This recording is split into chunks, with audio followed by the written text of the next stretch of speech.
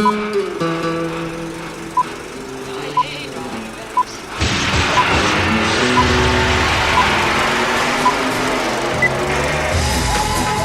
to the Reviews Without Remorse podcast with Joe and Dave. Be warned, the discussions in this podcast may contain detailed spoilers. For spoiler-free reviews, be sure to check out our show on YouTube. Enter at your own risk and enjoy the show. This is our only chance. We have to take it. We need Reviews Without Remorse. The world needs them to stop what's coming. And this is episode 184, and in this episode, Loki gets a new trailer, fleshing out the new series a little more. Dave and I will discuss. What does a package of tiny marshmallows tell us about the new Ghostbusters movie? We'll speculate. And then, there can't be two Alpha Titans. Dave and I discuss the fourth film in the Monsterverse, Godzilla vs. Kong. What's up, partner? Oh my goodness, this is going to be a fun one today, my brother. I am good. I am very curious because we've been kind of tepid with the entire series, and here is the culmination. This is the Avengers of this, film series. For all practical purposes, it really is, isn't it? Yep. This is what it's all been building up to. It's all connected, and here it is. And well. This you're absolutely right. This is the one I concur. It's the one they've been. It's all been pointing to this. So let's get to it.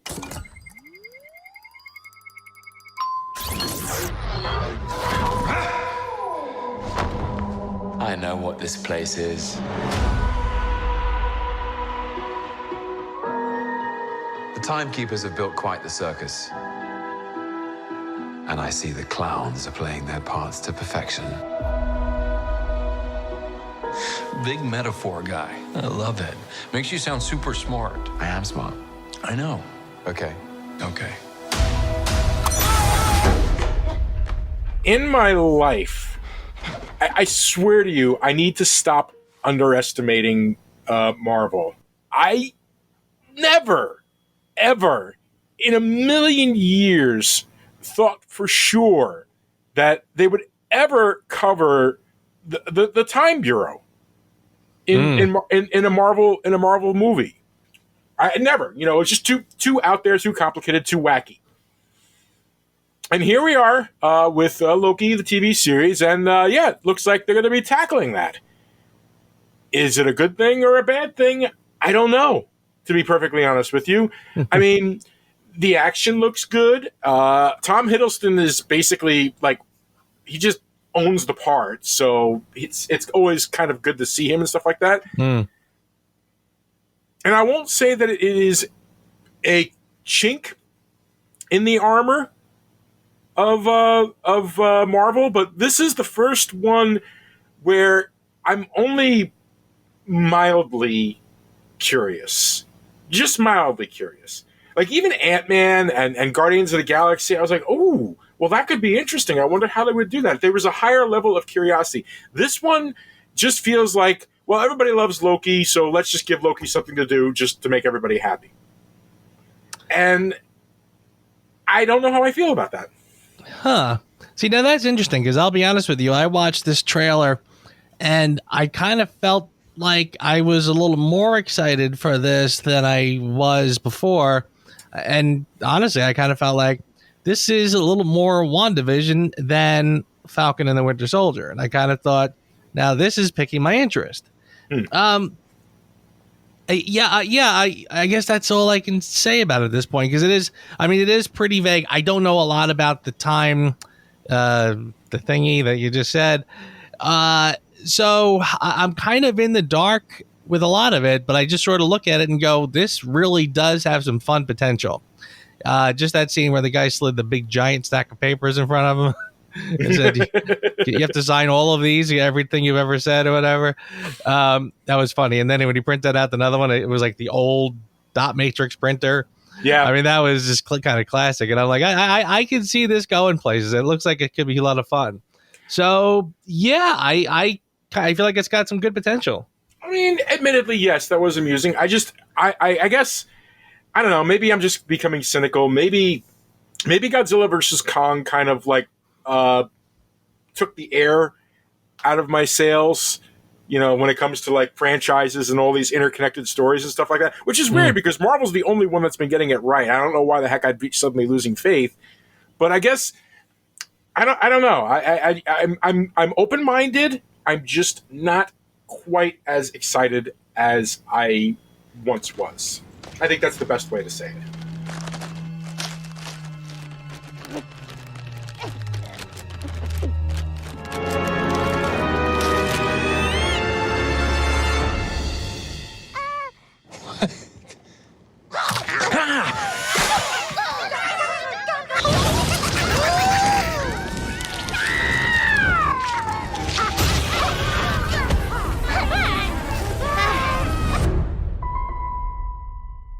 Are you freaking kidding me?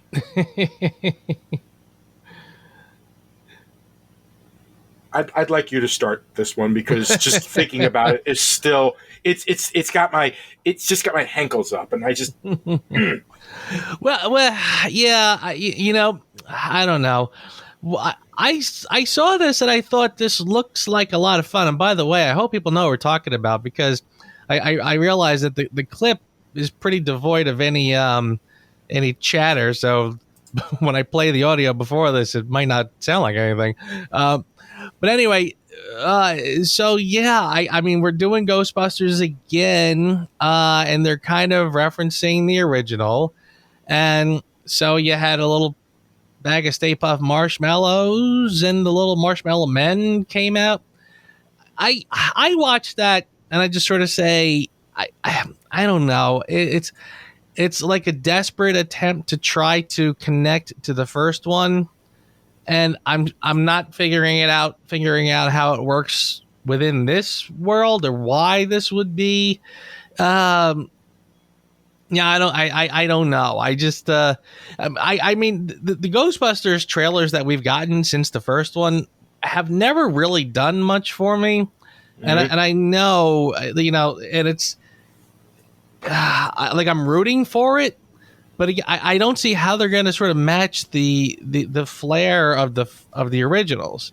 When I say originals, I'm really talking about like 1.5 movies.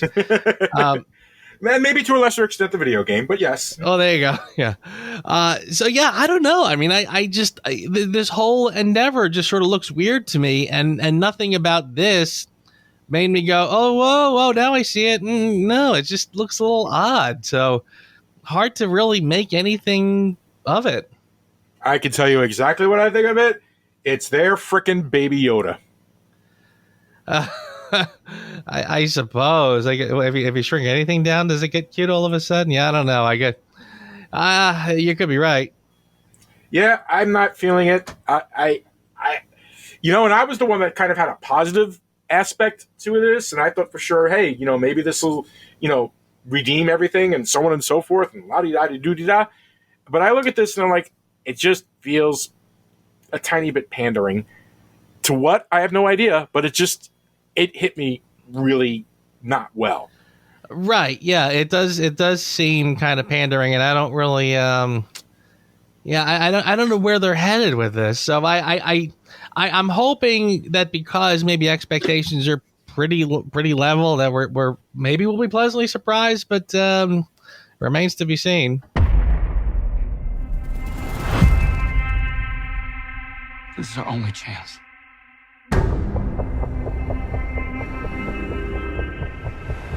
We have to take it.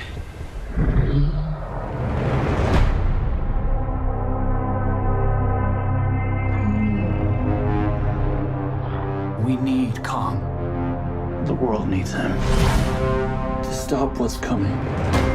The epic next chapter in the cinematic monsterverse pits two of the greatest icons in motion picture history against one another. The fearsome Godzilla and the mighty Kong, with humanity caught in the balance.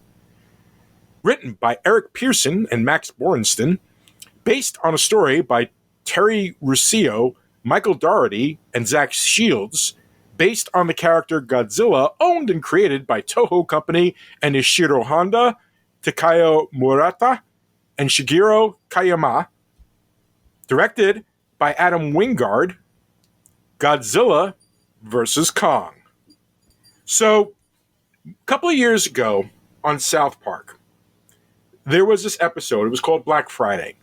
And in it, they kind of were talking and making fun of not just Black Friday stuff, but a little bit of Game of Thrones. And at one point, the characters ran into George R.R. Martin. And they wanted to know what's going to happen on Game of Thrones. And George R.R. Martin starts going into this diatribe about all these like weird and complex things and so on and so forth. And the kids would interrupt every once in a while, like, excuse me, but what about the dragon? It's like, oh, don't worry, we'll get to that. But then he would go off into this other direction about different characters and their penises and things like that. It's like, excuse me, but what about who's going to sit on the Iron Throne? It's like, oh, don't worry, we'll get to that. As I was watching Godzilla versus Kong, that scene popped into my head. Can you guess why? Not really. Because every time a human was on the screen, it took time away from any type of information or battle between Godzilla versus Kong. It's like, don't worry, we'll get to that. And getting to that was excruciatingly painful. Well, I don't know if I should agree or disagree, frankly, because on one hand, I'm not. You're right in terms of you're absolutely 100% correct that it was every time we sort of cut away to Millie Bobby Brown, whatever her name is.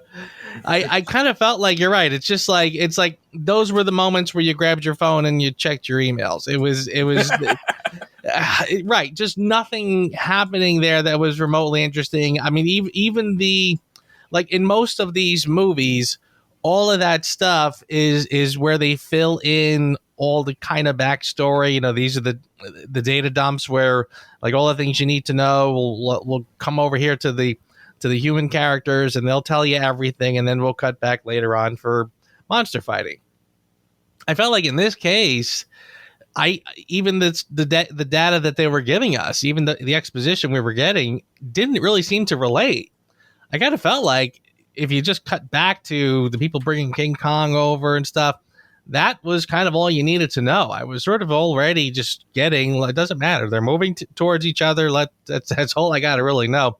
So yeah, that was particularly noticeable here. But on the other hand, this is why I say I don't know if I should agree or disagree. On one hand, they did seem smart enough to keep that to a minimum, you know, as opposed to, I mean, last week we talked about Godzilla, and that was just, oh boy, was that tough. It was nonstop, just humans, just exposition, vomiting up exposition constantly. And it's like, just get on with this already. This is taking forever. At least here, it was kind of just short little snippets of silliness. You know, I mean, they jump into the mystery machine. They're driving to see crazy guy over here. They very easily break into a very high security location and, you know, play with the buttons and do whatever. I mean, they got all stuff I don't care about, but at least it was, again, kept to a minimum. Yeah, but and yes, they kept it to a minimum, but doubled it. So it was minimalized, but for each creature. You had the Kong side of the human equation, and then you had the Godzilla side of the human equation. So now you've basically got 4 storylines intermingling in this less than 2-hour movie. Okay? With, you know, and it's not even just, the thing that gets me is like, for the Kong side of the storyline, now we're introduced to new people. At least on the Godzilla side, we knew who Millie Bobby Brown's character was and everything. We basically knew that, and they only added like, you know, 1 or 2 characters. On the Kong side, they add these 3 characters with their own little complexities and stuff like that. The deaf girl, you know, and her surrogate mother, and you know, the guy whose brother was torn apart by gravity or whatever the heck that was. Right. It's like, now you're trying to introduce all these other elements. It's like, what did the previous movies, what were they for? What was the point of them? The whole point of getting to the Avengers was that we wouldn't need to introduce you to these characters. You know, we could just get right into it and go and move the plot that way. We don't have to take it. But because of the way they did this, we still had to be introduced to these characters. In some cases, reintroduced to these characters. And this is not to say that, you know, some of it isn't compelling. Like, you know, it goes back to what I said last week. You know, it's called Godzilla. Can I get more than 10 minutes of Godzilla? And I kind of feel like if you're doing Godzilla versus Kong, you know, they basically broke the fight up into like 3 little bits. You know, first round goes to Godzilla, second round goes to Kong, third round, and I guess spoiler alert, folks, third round, Kong loses, Godzilla wins. At least that's how I took it. Yeah, yes and no. I think the no is that they purposely pulled a Batman v Superman. You know, now we have to team up to battle our common foe. So they kind of pulled that one, but that's once okay. But that's the cheat. Once you kind of get around the cheat, oh wait a second, but who really won? No, you're absolutely correct. I mean, it was obviously they're saying pretty clearly. I thought that Kong was basically out of his element, and Godzilla was the winner. Yeah. In fact, I was sort of kind of half wondering. I said, this is the kind of movie where you could have done what they did with the classic movie, where if you saw it in Japan, Godzilla was the winner. If you saw it in America, Kong was the winner. So, but yeah, no, you're absolutely right. I mean, that was they certainly made it pretty clear that Godzilla was the and which I think is pretty reasonable, because honestly, they kind of had been building us up to the idea that King Kong.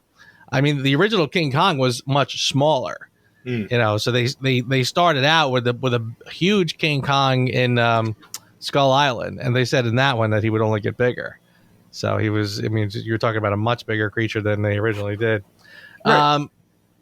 But I guess I'm like I said, I still feel mildly torn with that particular criticism, because honestly, I kind of felt like for the most part, this was, I kind of thought they gave you a lot of the monsters, really. I kind of felt like they didn't, and plus, my biggest criticism of the last two, and it's funny, I kind of had to, I mean, we talked about Godzilla just last week, and I was complaining, you know, kind of remembering, oh, right, you could barely see the screen. It was so dark and dingy once you finally did get some Godzilla up there. Then you had the Godzilla, the King of the Monsters, which I still felt with the same way, as everything was fog and rain and whatever, so you couldn't really see what was going on. So that was kind of frustrating. And then this one, I felt like finally, not only can I see it clearly, but it's nice, vivid colors. So I kind of felt like once you finally got to the monster part, I kind of felt like I got no criticisms here. In fact, I remember even going back just a few weeks where we were talking about I guess it was the most recent trailer, where you finally got that shot of Kong kind of left hooking Godzilla. Mm-hmm. And I remember complaining then, and I remember I went on quite a little diatribe about it, that I was so annoyed because the camera was sort of eye level. And I said, you know, once you show these characters from just a certain distance and they're at eye level, it loses the sense of scale. So, you know, so that was kind of my big gripe fest before I saw the film. But once I saw it, I thought, okay, you know what? I don't really have that problem. There were a lot of interesting angles that I thought like the camera was moving in a certain way, as if it was a little bit of a struggle to sort of see what was going on, but yet you kind of still got the best angles every time. I thought the visuals was pretty great. I am not going to complain the slightest bit about the visual effects. I'm not going to complain about the fights. My problem here that I'm having with the movie is that it's a half a movie. Okay, you have the human half, and then you have the fights half. And I loved the fights half. You know, whenever there was the fight, I was a happy boy. But they never could at any point in this series get the human elements working or keep it interesting enough. Most of it was spent as just word vomit, as you said. They were speaking for those that couldn't speak because they had to, and which is fine. That goes back to the original. But I kind of feel like if you're going to put yourself out there, if you're going to put your testicles on the table, so to speak, and you're going to say to yourself, we're going to do a modern Godzilla, as good as the original, well, then if you've never watched the original, I'm talking about the original Gojira. Okay. Like before they added in, ham-fisted in Raymond Burr. And that's what happened when it came to America. They ham-fisted in Raymond Burr. It's kind of hysterical to see the difference between those two movies. In fact, at some point, we should do reviews of both of those just for the heck of it. But the thing is like, even with its, over dramatic, everything else and stuff like that, the human element in the original Gojira works. It works a lot better. And it's something that these movies have been struggling with from the start. They have these glimpses of these great little character moments that you'd like to, maybe explore a little bit, but there's no time for that because you have like 8 other characters that they have to cover. They spread it out in this weird like Avengers Assemble of 3 versus 3. You had Alexander Skarsgård's character. You had Nathan Lind. You had Rebecca Hall's character, Eileen Andrews, and then you had the deaf girl, Kaylee Hotley, who, by the way, she did good. I'm gonna give her that. She did good. Yeah, very much so. I want to give her that. On the other side of the coin, you have Millie Bobby Brown as Madison Russell, and you've got Brian Tyree Henry as Bernie Hayes, and Julian Dennison as Josh Valentine. So you've got your 3 and 3. Avengers Assemble. There's your 6. And of those, only one of them has like a backstory that's been explored. So now there's 5 characters that you're trying to explore a backstory to, as well as to, add in to the general mythos of everything. And then they did something else that really, really annoyed me. They introduced, in the previous one, they had all these characters and so on and so forth. Like, what happened to the Charles Dance character from King of the Monsters? Right. At the end of King of the Monsters, he discovers the head of Ghidorah, which is part of what they use to control Mechagodzilla. Where the heck is he in this movie? He seemed like a pretty big character. You would think he would be the one that was the head of the organization, drinking his little scotch and sending his daughter down into the middle of the earth. But no, he's gone. They introduce him, and he's gone. And there's nothing mentioned about him or anything like that. Right. I mean, it's funny. Again, as you're saying this, I mean, there's quite literally nothing coming to my mind that is kind of an abject response. I mean, honestly, it's almost kind of funny as you were sort of saying, you're listing off these characters, and you said only of all of these characters, only one have we seen their backstory a little bit.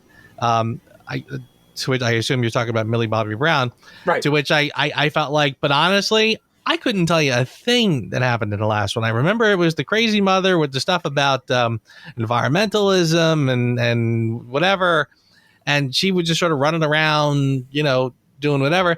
So when you cut to here, I might as well not even know that who this character was. I mean, it felt like a brand new character. I mean, even Kyle Chandler, I'm like, oh right, and he was in the last one. He was the father, but I'm kind of not remembering any of that, and they're not pulling any of that into this. So I mean, they might as well just be brand new characters, the same way the other ones are.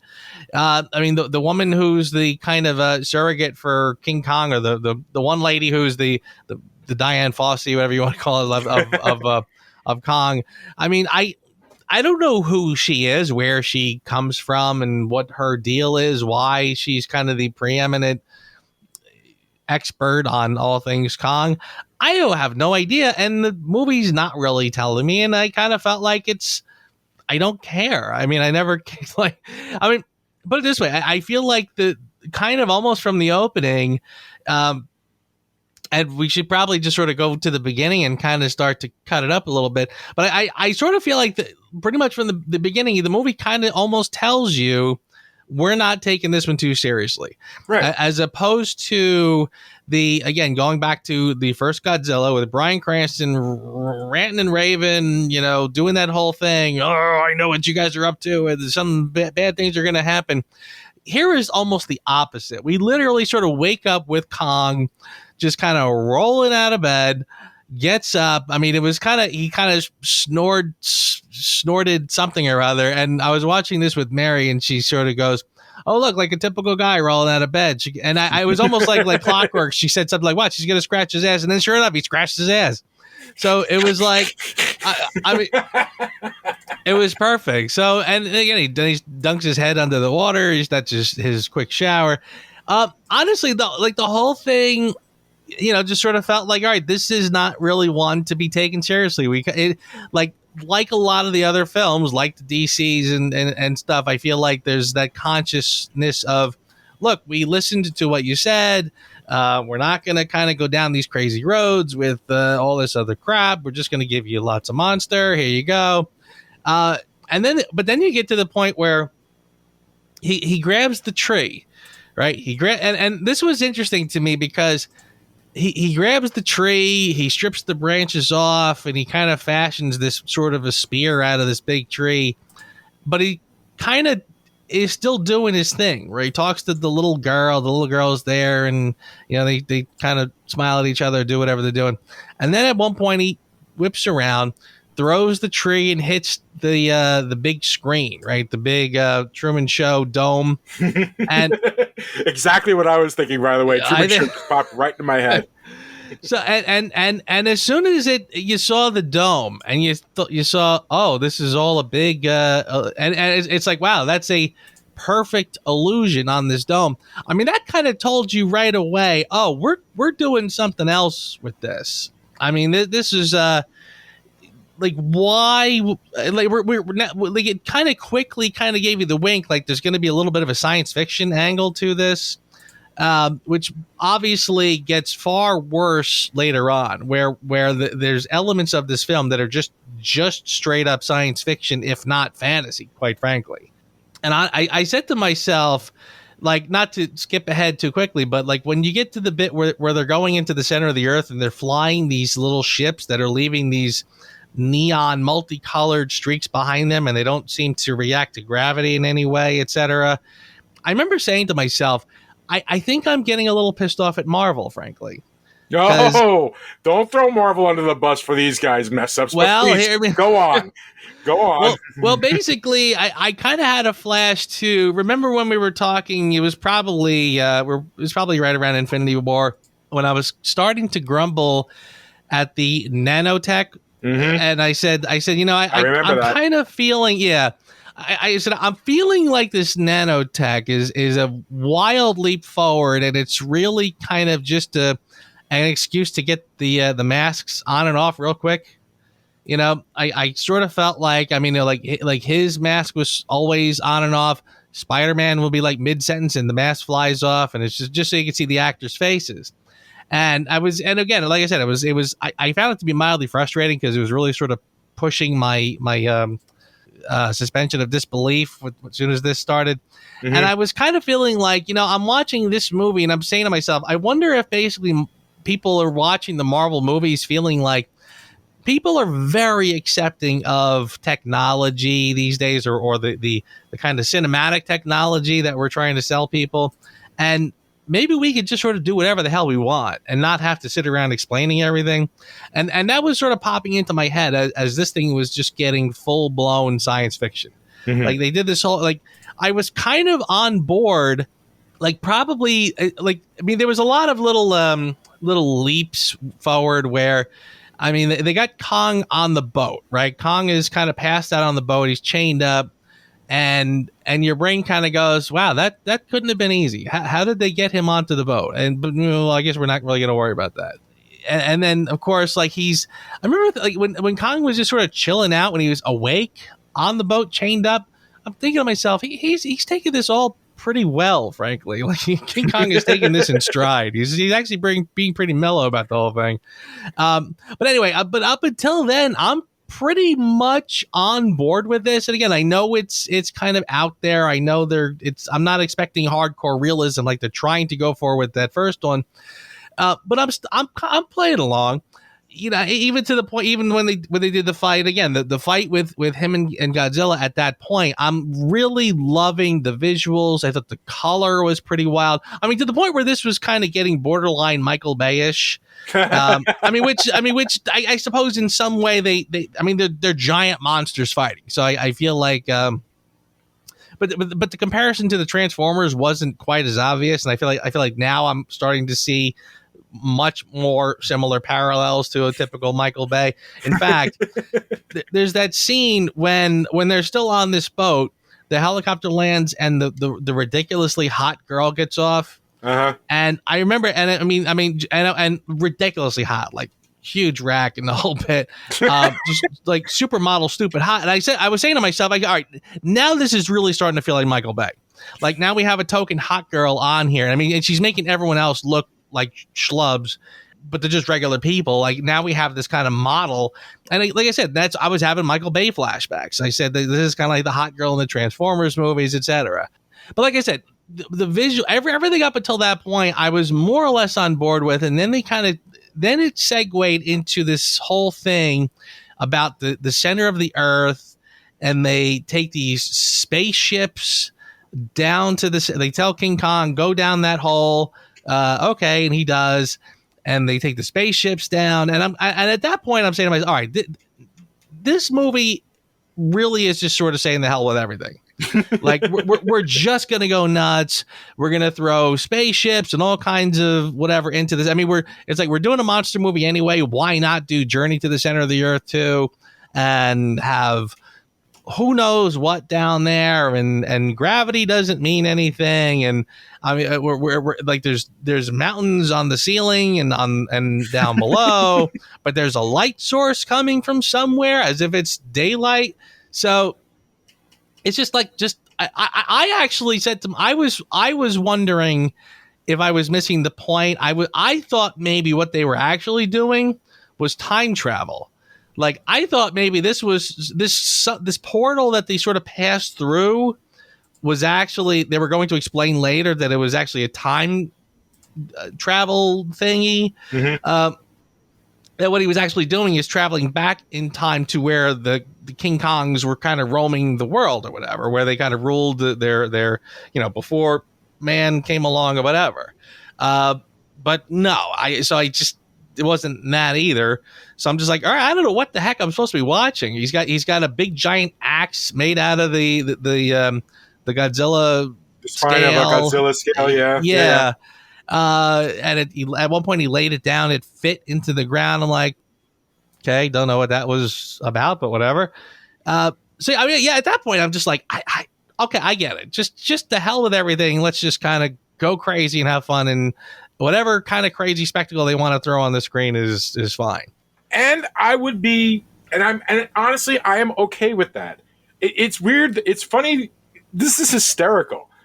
You're having a problem with the stuff that I have no problem with, and I'm having a problem with the stuff you're having no problem with. We both like half of the movie. We are Godzilla versus Kong right now.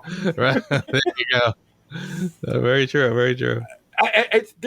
It's beautiful, actually. It's wonderfully poetic. The thing is, when it comes to when it got to the crazy, stupid sci-fi stuff and everything like that, that was familiar territory to me. That was like, oh, okay, now we're finally, it took 4 frickin' movies, but now we're in crazy Godzilla land from the 70s.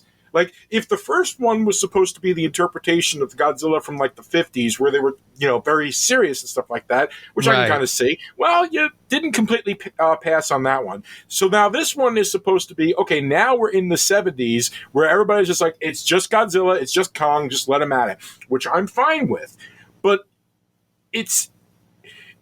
The thing is that we're talking the difference of movie series that evolved over 20 years. These are what, 5 years, maybe 6 years at most since the first one. First one came out in 2014. 7 years. We're talking about 7 years. The evolution of these movies is like jarring. There wasn't like, a step-by-step evolution. It was, jarring in its thing. First Godzilla comes out and it's like, oh shoot, well, we took it a little too, seriously. Let's, pull it back a little bit for Kong Skull Island. Now, Kong Skull Island was, and we're going to get to that next week, but we'll talk more about it there. But then you get to King of the Monsters, which we have already reviewed, and it's kind of like now they're starting to tip the scales. Now they're kind of trying to get into now we're going to get into the crazy 70s stuff. And here they just throw caution to the wind and just be like, well, no, this is what we're doing now. This is what it's all about. And I don't have a problem with that craziness. That, you just, that's the whole point of these Godzilla movies. The absurdity of the plot. It's an absurd idea. It's an absurd plot. But we're here for just the excitement of that, for the fun of that. And how we get there, I'm not really sure if it actually got there in a way that made the most sense. And I think that's really what my problem is. Yeah. A part of me can't disassociate the tone of what they set, where they're trying to tell their serious stories of human interactions with these titans, to the, laissez-faire, just, let go and enjoy the popcorn of this. And I think that's where my disconnect really, really is. And it also doesn't help that I just got bored of the characters. It's like, the minute you take that camera off of Kong or Godzilla, I was bored. Bored. And this child, she's the only one he'll communicate with. I knew that they had a bond. She had nowhere to go, so I made a promise to protect her. And I think that in some way, Kong did the same.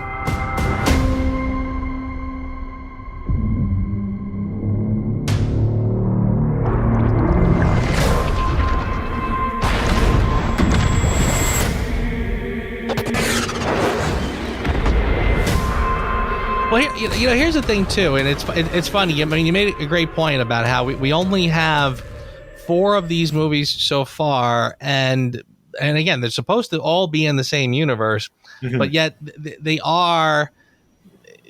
all pretty different from each other. It does, like you said, you're absolutely right. I mean, it is a big leap from the first one to this, where again, it's just Michael Bay, neon colors, etc. Well, here's a big part of the problem. It's why I was thinking about this recently, and it was like, and kind of prepping for this. The Kong Skull Island, I think, of these was always my favorite. And I think a big part of that is that, well, first of all, the cast of Kong Skull Island is spectacular. I mean, you literally got Samuel L. Jackson, John Goodman. Yeah, John Goodman. You've got John C. Reilly. I mean, he's great. Hiddleston. So, I mean, you got a pretty stellar cast there. So they're the ones who are sort of doing the heavy lifting when it's not about King Kong. You switch over to here, you left Millie Bobby Brown to essentially do all of that legwork by herself. I mean, it's her, the friend who's nobody, and the guy who is the conspiracy podcaster. Like, that's your heavy hitters. I mean, and this was like, that's when, like, at least with the Kong people, the Kong Whisperer, she was never that far from actual King Kong. So you usually had some King Kong stuff going on when she was nearby. It was only the Millie Bobby Brown stuff that was just completely, totally somewhere else, totally this own story that has nothing to do with anything as far as I'm concerned. Never did I see this connect. I mean, at one point they they jumped in some spaceship thingy and took them down some long corridor. It was like a monorail, but yes, go on. Right, yeah, some weird tunnel. And I kind of was like, all right, I guess this is where we finally pull them into the larger story. And I kind of felt like they never really did. I mean, there was nothing really happening with that group. So yeah, I mean, so again, you keep cutting away to these kind of non-actors. I mean, like I said, I mean, Millie Bobby Brown can't. She's good, but you're asking her to more or less compete with the entire cast of Skull Island that we just talked about. So yeah, I mean, again, you're absolutely correct. I mean, when there's no monsters around, it just grinds to a halt. My only thing I can say in defense of that is that they were smart enough to sort of keep that down to a minimum, as opposed to the other ones like Godzilla, where I felt like the entire movie was these other people doing stuff with tiny little glimpses of the actual monsters. So yeah, I'm with you there. I mean, it doesn't really work at all. I mean, it was kind of, I mean, like I mentioned that, the girl who shows up, the hot one shows up. And I mean, honestly, like there were moments where I was watching her simply saying to myself, all right, now I'm just curious why she's here. Like she would get into the spaceship thingy. She'd get into the back seat. And I'm like, all right, this one is doing nothing. So at some point, there's got to be some payoff for her being here other than just being the hot one. And so then when it turned out she was the bad guy, it's like, well, duh, no surprise there. I mean, again, I'm waiting for her to do something. She was obviously didn't belong. So yeah, I mean, honestly, really, in terms of actual storytelling, I got nothing for you. I mean that stuff was just sort of barren and stuff. I mean, look, seriously, I almost feel like after watching all of these films, I'm kind of saying to myself, look, I'm not going to get a coherent story out of these people. I understand that they're just trying to give me monsters punching each other, and at least this time I kind of got that. I feel like you, I think, were pretty. I don't know if you were. I wouldn't say you were a fan of the last one, the King of the Monsters, but I kind of felt like the buzz that I was hearing from a lot of people is like, well, at least finally we got monsters fighting monsters. And I remember kind of watching that one and saying, yeah, but all I see is rain and darkness and whatever. I can't see anything. So I felt like at least this one, they just gave me that much, where it's bright colors and stuff. I mean, again, the story is ridiculous. I mean, at one point, King Kong is dead. Then Mechagodzilla shows up, so they go, oh, we better revive King Kong. They land the spaceship on him and do something. Yeah, a defibrillator. Right. Like, what? I mean, even the fight, when they get to the big fight in Hong Kong, I was watching that and I was sort of laughing because I'm thinking it's funny how every single building has the neon in almost the exact same way. Like they were kind of just outlined in these neon colors. And I remember saying to myself too, I don't think those lights would be lighting everyone as brightly as they are. I mean, this is kind of my very strange, nitpicky, whatever. But I remember thinking like that would not be lighting King Kong and Godzilla to the point where it's almost daylight. I mean, they were very well lit from those little neon strips that are probably like an inch wide in real life. But again, I'm saying to myself, but stop complaining. I mean, you're complaining that you couldn't see the damn monsters. Now you can see the monsters. They got bright colors and whatever. All right, I guess. I don't necessarily know if that's a reason to forgive, just because we can see the monsters. I mean, look, I'm going to say it again. I have no complaints about the battles themselves. I thought they were very well staged. I liked that the camera stayed back and not having to have all these close-ups, except, if they were looking for a reaction from the monsters and stuff like that. I thought they were all very well staged. I am not going to complain about that. What I am going to complain about is this whole cinematic universe thing. For example, did you catch the name of the person who was originally, jacked in to the skull of Ghidorah to control Mechagodzilla? No. Okay. He introduced himself as Ren Shirazawa. Okay. Just by your blank expression alone, you're proving my point.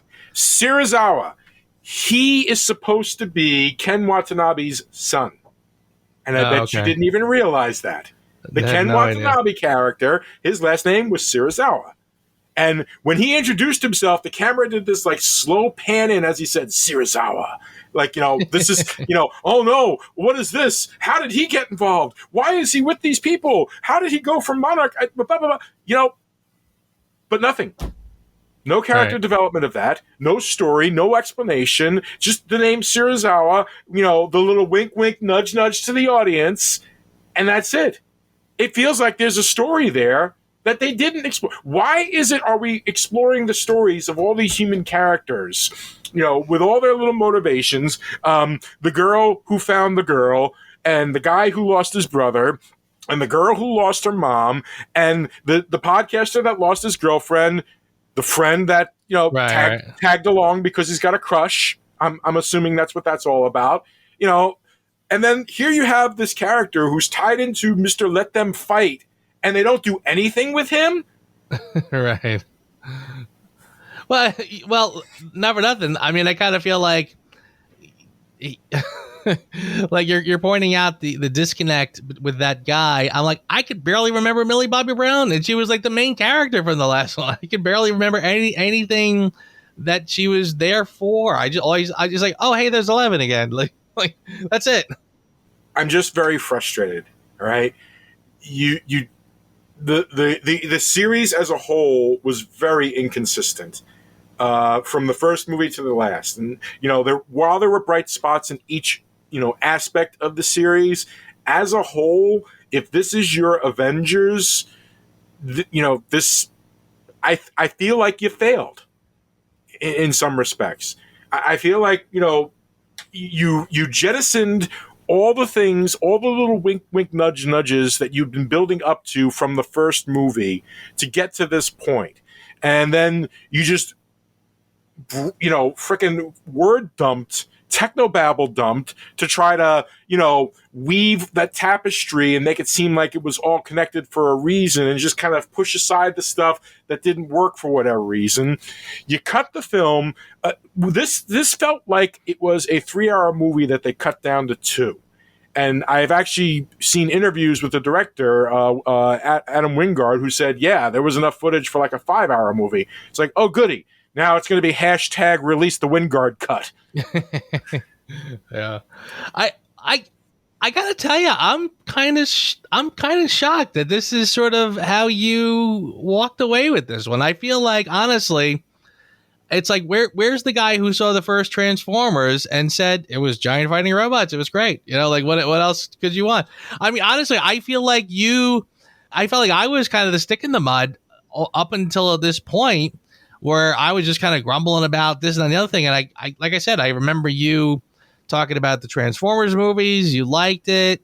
You said, hey, it's fun. I mean, one of the things I walked away with this, honestly, I said to myself, boy, I actually wish I saw this on the big screen. I said, this really should have been a big screen experience. It kind of sucks. I'm watching this on my small screen. I mean, again, I got a good screen with good, it's a good definition, etc. But yeah, I was like, boy, this really would have been something on a big screen.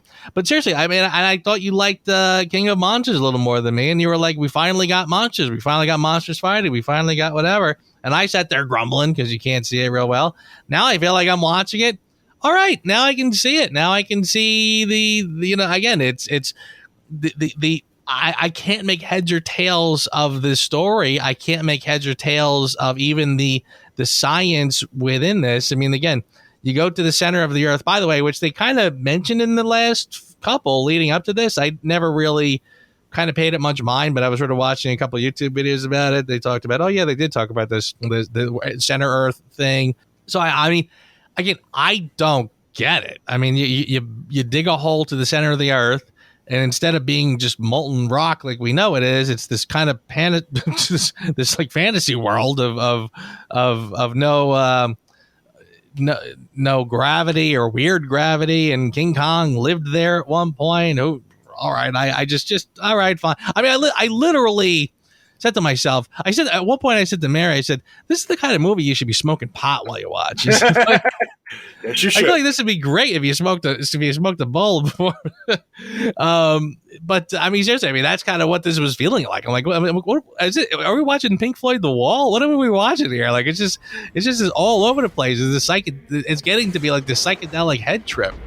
But like I said, I mean, as far as just 2 hours of eye candy, I got what they are. I mean, I felt like it was whatever they promised in the trailer and then some.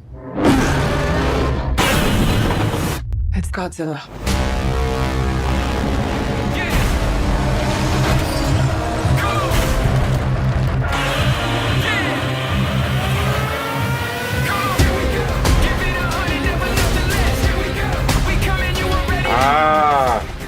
But how much, Joe?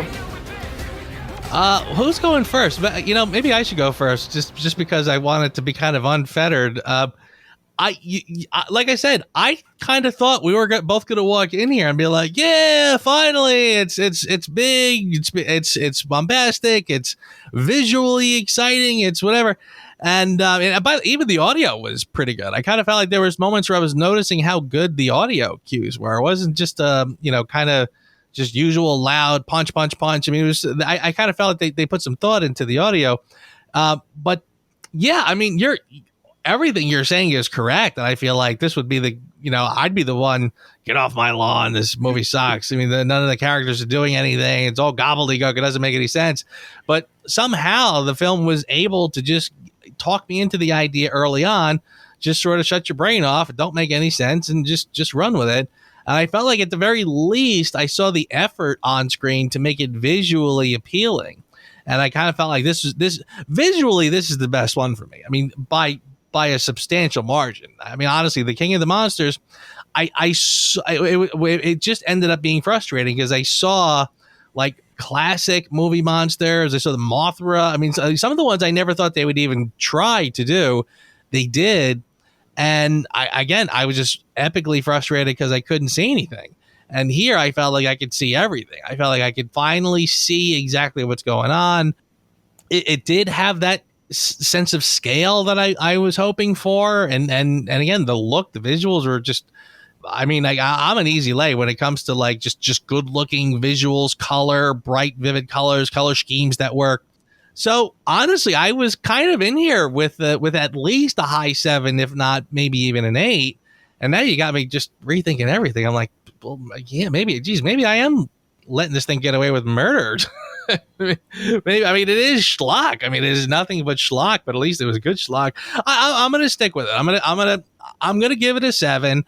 Honestly, I like I said, for all of these films, if I had to rank all of them, I think Godzilla's dead last. I think King of the Monsters is mildly higher than that. I think Skull Island is above that. Again, had a great cast, and at least they kind of got King Kong right, I thought, for the most part. But I think of all of them, I think this is the best one, and it's the best of a pretty mediocre pack. But like I said, it just kind of was a fun watch, and I didn't mind it. And dude, I am really glad you enjoyed it.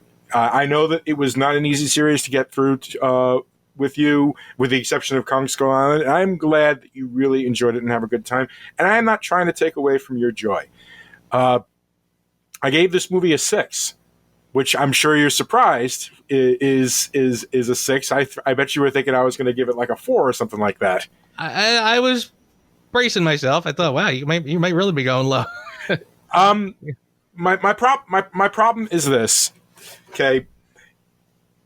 I feel like that if this was I feel like I would have been more forgiving to this movie if this was the tone of the series from the start. I don't mind if you do something where you're not taking it serious and stuff like that. You used the Transformers as an earlier example. What you forget is that my excitement was from the first movie. That, really ignited my, the big robots and fight and stuff like that. By the time we got to the third one, I was over it. I was sleeping during those movies. And just, Liam was the one that was having a blast watching them. Yeah.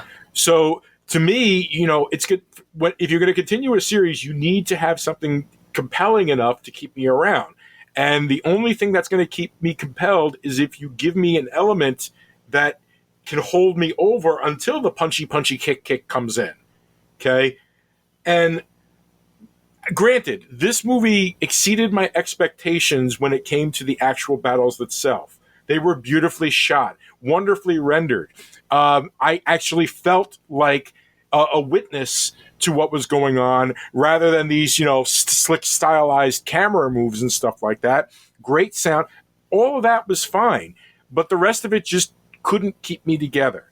I am not here to bury this movie and say it's the worst piece of crap that we've ever seen. Trust me, I recently re-listened to our New Mutants podcast. That's the worst piece of crap we've ever done. It is. It gets a 6. Originally, it was going to be a 5, and because we kind of sort of tacitly said that a 5 is like the minimum of yes, you should see it, but keep your expectations in check. Sure. I'm giving it the extra point because really it in a lot of respects it did exceed my expectations, and I want to give it credit for that. It's just that the mishmash of this universe that they tried to build, it just collapsed in on itself, and it broke the world. It goes back to when we did the review for The Dark Knight. Remember how I said something happened to me with The Dark Knight Rises, and it broke the Batman world for me, and I really don't know what it is. In this movie, a similar thing happened. The gobbledygook and all that other stuff broke for me. And when that happened, I could not take the human scenes seriously at all.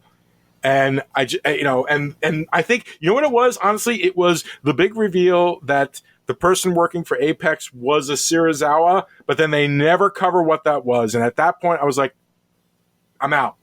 That's what broke the world for me. And when that happened, I just couldn't take the movie serious until either Kong or Godzilla were on the screen.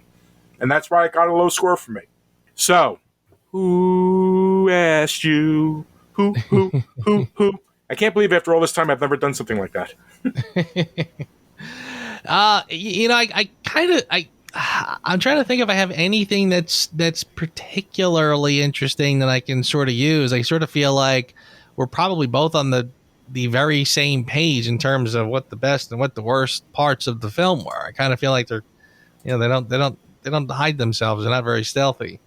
But I mean, as far as what I would have changed, I frankly just didn't find the whole center of the earth thing to be particularly interesting, and I kind of felt like I don't know what it added, really. I kind of don't get what the point of it was. And like I said, it was the moment where you realize this whole thing is just gobbledygook, and there's no point in trying to make heads or tails of it. To the point where I'm even asking myself, like, is this film supposed to be set in the future and I'm not catching it? I mean, it can't. Because again, you have the Millie Bobby Brown character who is obviously the same. These people are the same people. But you made this leap from, for example, Kong Skull Island. For some reason, they decided to set that one in the 70s, the late 60s, early 70s. Right. I don't know why that was, what that was about. And now you fast forward. Now Kong is living, I think, on the same island, but in this big giant dome. How you build that around Kong, I don't know. And I kind of was thinking to myself, like, I quickly mentioned the part where he grabbed the tree, fashioned it into a spear, and then he chucks it. But I remember the way they did that kind of made it seem as if Kong does this pretty regularly, because he just sort of did it as part of his daily routine. Like, he kind of got up, scratched his butt, showered, grabs the tree, and he's holding it when he sees the little girl. He says hello, and then when he walks away, then he throws the tree. Like, he just kind of grabbed it, held on to it, then he chucked it. And I'm pretty sure when he does that, you could see that he had done that more than once. There was like more than one. So it was almost like this kind of daily, like now he's this old curmudgeon who kind of gets up and reads the paper and writes his daily letter to the paper complaining about conditions, I like that. So it was, again, it didn't add anything. He kind of went on with his day after he did that. And I remember thinking, well, if it's a perfect dome, can't he walk to the edge of it and like punch a hole or something and maybe escape if that's his thing. But it was almost like this indication that he knows that he's under this weird surveillance. He knows he's living in this kind of weird fantasy world that they've it's like it's almost like after Truman knows he's the king of the Truman Show, what does he do? Just kind of goes on living and every once in a while throws a middle finger to the camera. I'm not sure. So I'm not sure what this is supposed to be telling us. But so anyway, I don't remember how I got off on this tangent, just that I kind of felt like I don't know how we sort of fast forwarded to this weird sort of science fiction-y world, but that's kind of my grumble. I don't know what that adds to it, other than the fact that it's just more eye candy and stuff. I don't really get what the point of it is. I will grant you that. That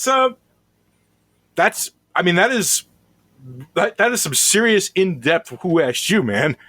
Like really, I think that might be the most Who Asked You that you've ever asked who of you. Wow, did that even make sense? Okay. I kind of feel like mine, I wore my heart on my sleeve when it came to mine. My big Who Asked You is got to be the Serizawa thing. That just annoyed the ever-living heck out of me. I almost said the F word. I'm glad I didn't. But it annoyed the ever-living heck out of me. I felt like when he says, "I'm Ren Serizawa," and the camera panned in, I sat up and I was like, "Ooh, this could be interesting." Mm-hmm. It's like going on a date with a girl, and she is wearing like she is dressed to the nines, and she is just showing off every inch, and like she is giving every indication to you, boy, you're gonna get lucky tonight, and the evening ends with a handshake. By the way, that's the second time in a very short span of time that you've used such an analogy. So I'm gonna have to grill you later about how the dating world is going. Oh no, dating wise now I'm fine, but yes, there are moments in my past that are just not fun to talk about. Yeah, the Serizawa thing really got to me. Like he should have just been a random dude. You know, if you're going to go so far as to name him a prominent character from the beginning of the series up, then you better give him some more backstory than just, he's a Serizawa and that's it. That adds nothing. It tells me nothing about this character, what he is, what's he doing. Oh, he lives in the skull of Ghidorah and controls Mechagodzilla for all of 10 seconds. Wow, what a waste. I feel bad for the actor who was probably very excited for the part.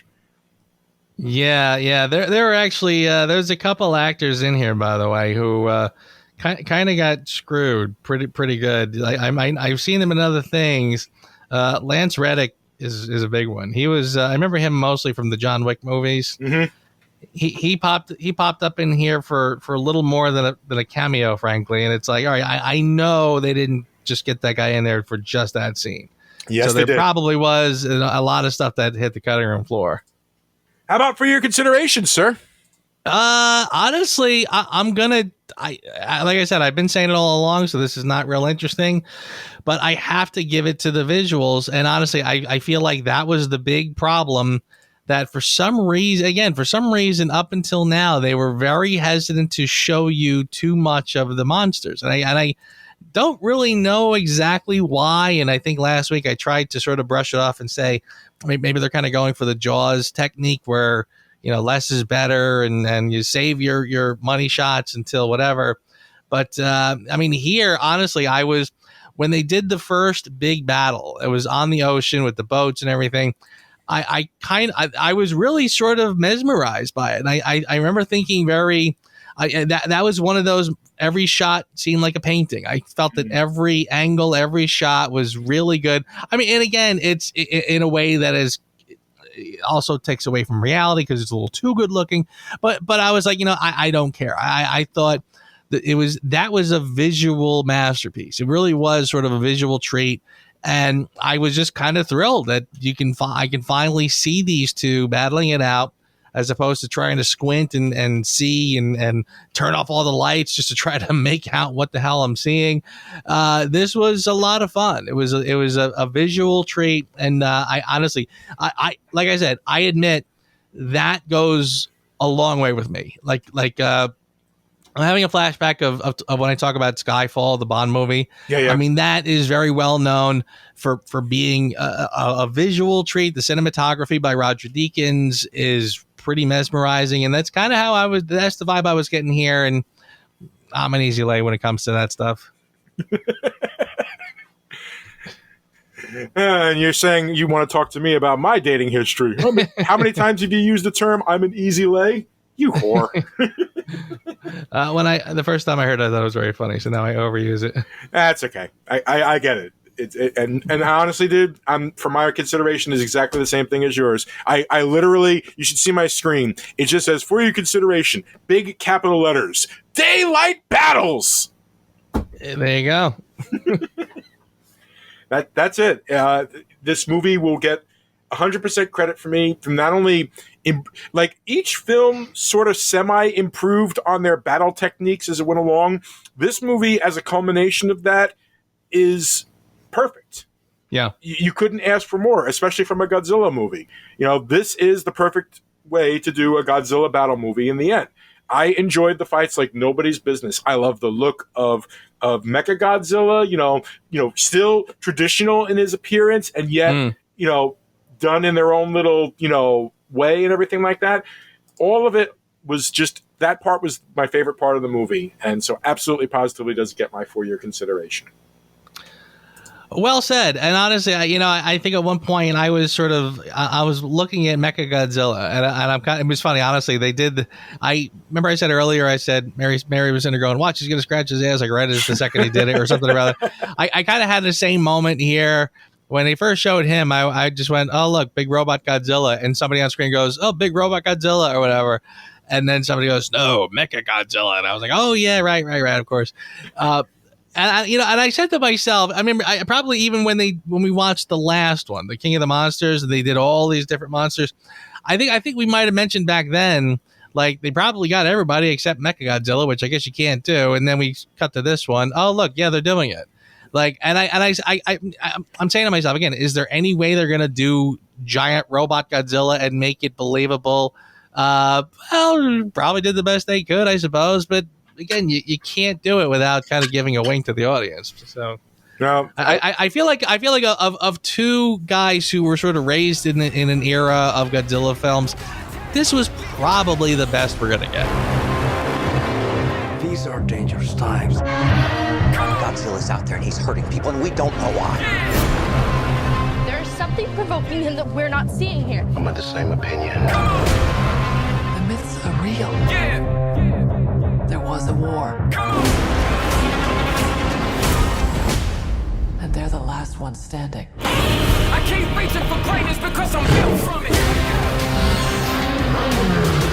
Who bows to who? Nobody gonna stop for me. Here we go. Kong bows to no one.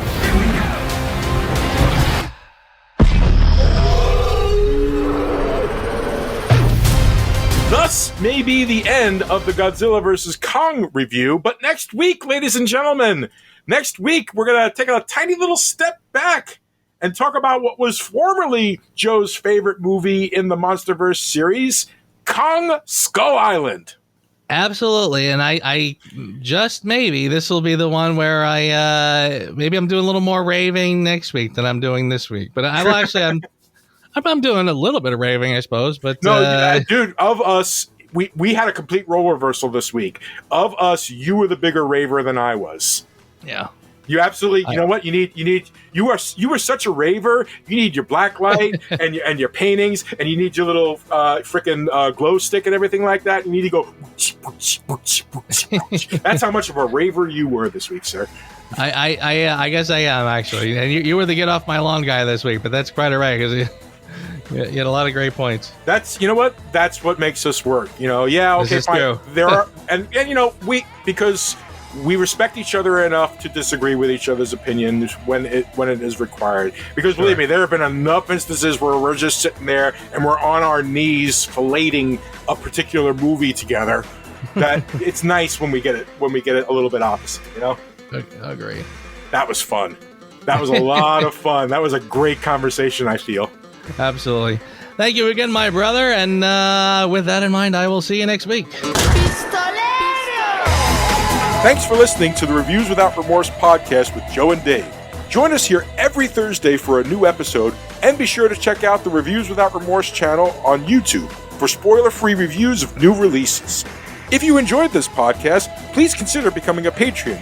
You can find our page on patreon.com/reviewswithoutremorse, one word. As little as $1 a month goes a long way. All clips in this podcast are for commentary and critique and is considered fair use. No copyright infringement is intended.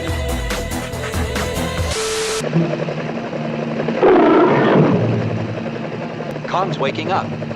There's Godzilla. Look below.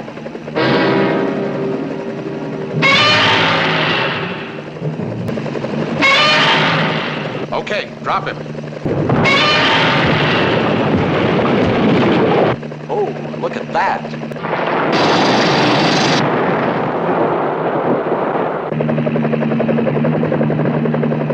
Ooh, Godzilla is roasting King Kong. Electrical storm up ahead of us, sir. Lightning bolts. Kong has a chance. Electricity makes him stronger. Now watch. Electricity makes him stronger? Uh-huh. Hey, look at them go.